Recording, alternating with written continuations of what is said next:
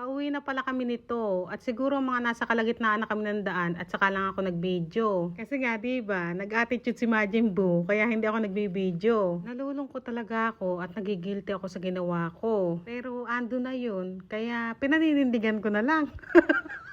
Pinaninindigan ko na lang ang aking pagsusuper saiyan. Pero mahina ako talaga. Talagang madamdamin ako. Tama lang na tawagan niyo akong madamdam. Dahil ako'y madamdamin talaga. Habang kami papauwi, di ba may face mask ako? Ang face mask dapat nakatakip sa ilong at bibig ano. Ang face mask ko napunta sa mata. Kasi nga, habang ako'y nakatanaw sa labas, siguro naiisip ko yung ginawa ko. Nagigilty nga ako.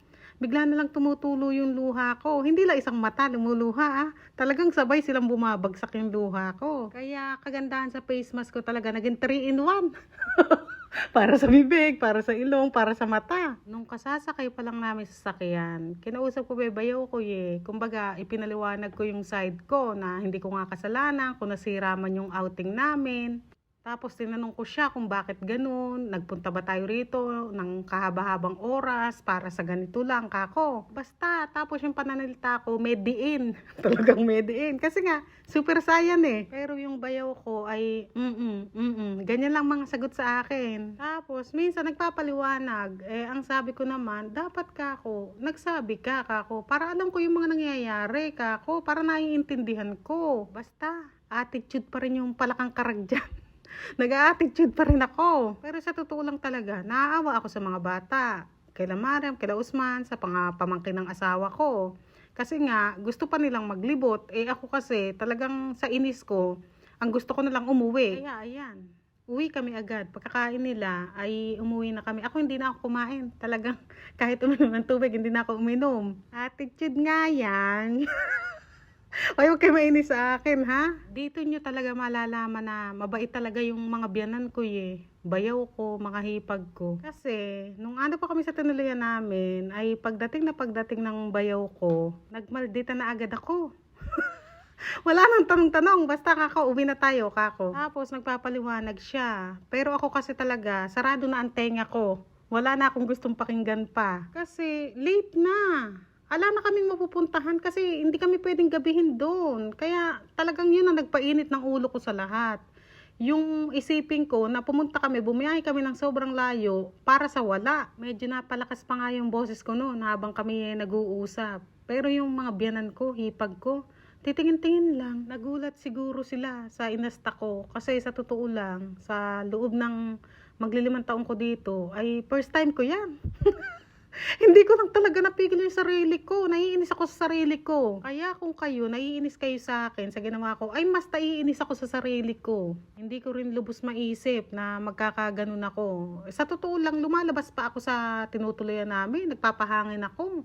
Humihinga ako ng malalim para mawala ba yung inis ko. Pero wa-effect talaga. Talagang yung inis ko talaga, umakyat agad. Talagang super saiyan na to! Pero alam nyo dito, sa gasolinahan to tapos may restaurant ditong malaki.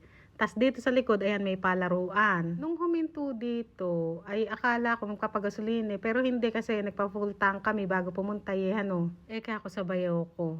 Anong gagawin dito, kako? Basta yung boses ko, parang alam pa rin nararamdaman, gano'n. Alam niyo yung parang buwisit pa rin, gano'n. Alam mo yung kahit na nagigilty ako, talagang malungkot ako, pero gusto kong panindigan na. Gusto ko nang panindigan yung pagiging masama ako talaga. Ito yung tinatawag na mataas yata ihi. Ito ang hirap Parang lumalaki na talaga yung ulo ko. Kasi yung views ko sa YouTube ay nagta-thousand na kaya lumalaki na yung ulo ko. Paano pa kaya kung mag 100k ang views ko, baka yung ihi ko magparang fountainan yan.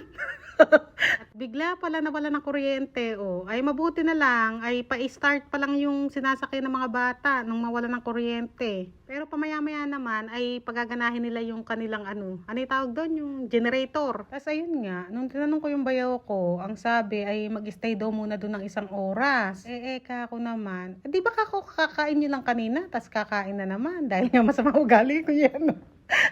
Tapos lang sa akin ng bayaw ko, yung parang sige na Bobby, yung para sa mga bata. Kasi nga, Yung mga bata, di ba, nagiiyakan, yung mga malungkot dahil nga gustong pumunta pa sa park. Kaya hindi na ako nagsalita. Tapos, nung bumaba, naglalakad, ay tinanong ko yung biyanan ko kung gusto bang kumain.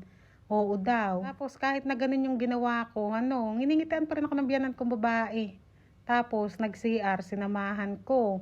Ako talagang konsensya na, Kaya, pinilit ko talaga na mabago yung mood ko. Una ko sinamahan yung biyanan ko sa CR, yung siguro sa gasolinahan yun na CR. Kaso, hindi siya natuloy umihi doon kasi nga, puro squat toilet siya. Yung sinaunang toilet ba, yung kailangan mong mag-squat pag CR ka, walang bowl na ang tawag nila ay English toilet. Yung mga bowl sa atin, hirap nang umupo sa ganun biyanan ko kasi nga ay matanda na, mag-squat pa. Kaya naghanap kami ng ibang CR. Saktong-sakto naman, doon sa may restaurant, aakyat ka sa second floor, sa hagdan. Sinamahan kami ng hipag ko. Tapos ayun, habang nasa loob ng CR yung biyanan ko, kami ng hipag ko nasa labas. Nahihiya-hiya pa nga ako sa hipag ko kasi nga sa ginawa ko, Pero sa isip ko ay ito na siguro yung time ba, yung tempo, yung pagkakataon. Ano ba? Ang dahil ko sinabi na para siguro humingi ako ng sorry. Tapos ayun, nag-sorry ako, Nagdrama-rama naman ako. Dahil ko pa si Judy Ann Santos talaga. Abe, baka ma-awardan ako ng FAMAS. FAMAS pa gusto. Kako, sorry. Tas hinawakan ko yung baraso. Niyakap ako. Kaya ako naiyak. Umahagul-gulo ako. Yung hipag ko naman ay tuwan-tuwa. Sabi niya, wag ka umiyak. Sabi niya, no tension, Eka.